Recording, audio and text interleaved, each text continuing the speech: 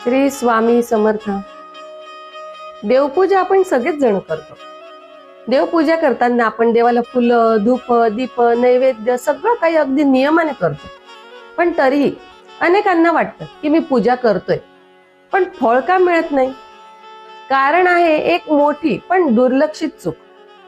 पूजा करताना आपलं मन इकडे तिकडे भटकणं. हो, हीच तर ती मोठी चूक आहे. हात देवापाशी असतात पण मन मात्र बाहेर असतं. कदाचित मोबाईल मध्ये असतं किंवा आपल्या मनामध्ये कामाची चिंता असते किंवा राग असतो, भीती असते, यामध्ये आपलं मन अडकलेलं असतं सतत. तर अशा पूजेला देव स्वीकार करत नाही, तर फक्त आपला अहंकार तेव्हा अजर असतो. शास्त्रामध्ये सांगितलं आहे की पूजा मनापासून झाली पाहिजे. देवाला महागडं साहित्य नको असतं, त्यांना हवी असतं तुमची भावना. 1 मिनिट मन शांत करून, डोळे बंद करून देवाचं नाव प्रेमाने घेतलं तरी ती पूजा 1000 मंत्रांपेक्षा प्रभावित ठरते. मग आजपासून एक छोटा बदल करूया आपण सर्वजण. पूजा सुरू करण्याआधी 10 सेकंद आपण देवासमोर शांत बसायचं.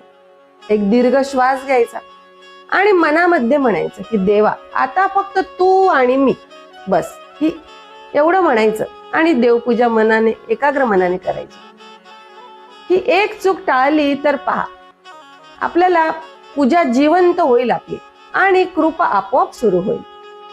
हा संदेश प्रत्येक भक्तापर्यंत पोहोचवायला या व्हिडिओला शेअर करा आणि कमेंट मध्ये लिहा, देवा धन्यवाद.